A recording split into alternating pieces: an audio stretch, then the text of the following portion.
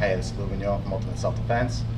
We're going to do our second lesson today, which is the two kicks that I think every martial artist should learn, which is the front kick and the roundhouse kick. I'm going to show you how to throw those kicks properly, and show you them used on bags so you can see how they work. The first kick we're going to go through is the front kick. And we're going to go into, I'm a righty, so I'm going to go into my right hand stance. The front kick has 3 chambers, which I'm going to show you from different, 4 chambers, which I'm going to show you from different sides. The first chamber is to just bring that knee up. The second chamber is to extend the foot. We kick with our heel here. The third chamber is to bring the knee back. And the fourth chamber is to put your foot down in the direction you're wishing to go. Some people would like to step forward, switch their stance. Some people would like to return a stance. That depends on how you're fighting, who you're fighting, what's going on in that fight. So you have to determine for yourself. From the side, first chamber, second chamber, third chamber, and back. So we call a rear front kick. A lead front kick would be the same thing using those chambers. Again, you'd have first, second, third, and then down. They both have different uses, which we'll discuss later.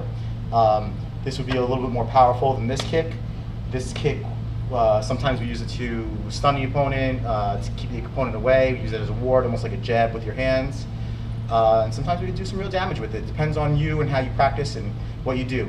Things on these kicks are, again, you don't want to lean back and be off balance. You kick somebody forward, they're pressing into you, and you're leaning back, they're just going to push you right over. So we want to make sure that we keep our body straight with the lead or with the rear. We kick here like we're kicking down a door. Okay? And the lead kick would be the same kind of idea.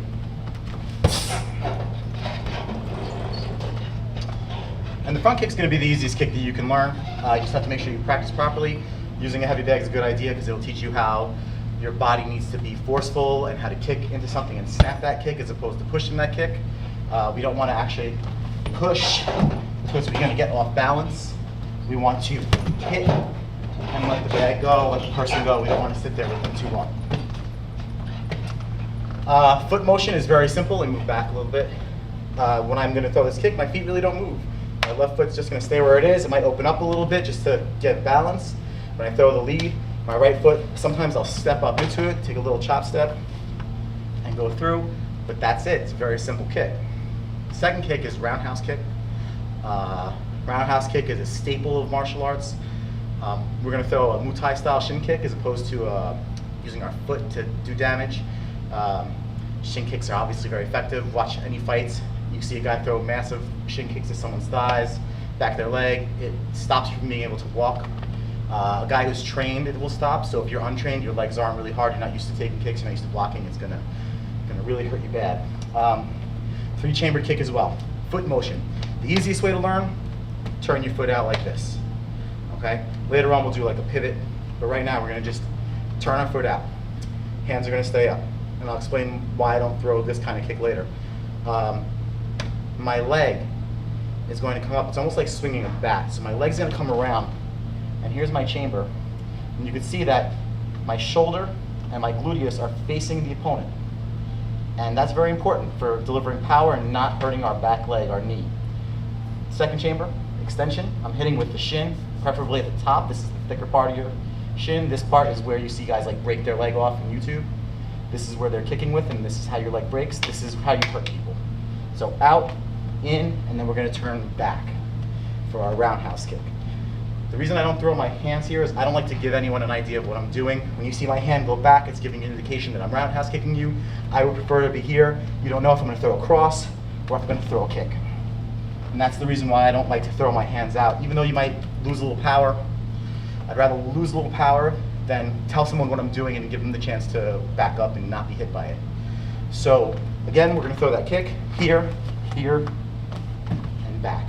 My hands always stay up. I'm always looking to deceive, and I'm also looking to block because I've seen guys throw roundhouse kicks, the opponent takes the kick, boom, punch right in the face. We don't want that either. Off the lead, same idea. Leg comes up, okay, out, back, and down. Up, and down. So when you throw that kick, here. I like to throw that to the inside. You'll see in a lot of fights, guys will hit each other in the groin. Sometimes they'll graze the testes. It happens. Sometimes they chop up. When you angle these kicks, you have different angles. You can chop down, you can come straight across, or you can go up. And that depends on what you're hitting. Hitting somebody to the body, I'd like to chop up. If I'm hitting you in the legs, we're gonna chop down. And sometimes if I see the opening, we'll go straight, but I rarely take a straight angle. Usually it's an up angle or a down angle. Boom, down, or up. All right? With the bags, like I said, we want to hit with the shin here. We're going to hit this bag hard. We're going to make sure we have our body turned. A nice kick. And what we want to make sure we do is as we do this kick, we straighten our foot. We don't want that foot to be out because when we hit our toes into it, we might break our toes, and that's not what we're looking to do. All right? From the lead, same concept. And if you notice, I really don't lean back too much. There is a little bit of lean to get that hip extension, but really here. And what I would like to do with these is I'd like to use them in combination with my punches. Your punches can set up your kicks. Kicks sometimes set up your punches. Depends on your opponent, how they react to you. A lot of times I like to throw that lead, cross, elbow, or hook. And you can always throw that rear, or you can use your hands, jab, cross, roundhouse. Those are all nice combos you can use. Something for you to start off with. I hope you enjoyed this and learned a little bit of something. And like I said, please send any comments or suggestions to USDMMA@yahoo.com. And my name is Louis Mignon from Ultimate Self Defense in Staten Island, New York. Thanks.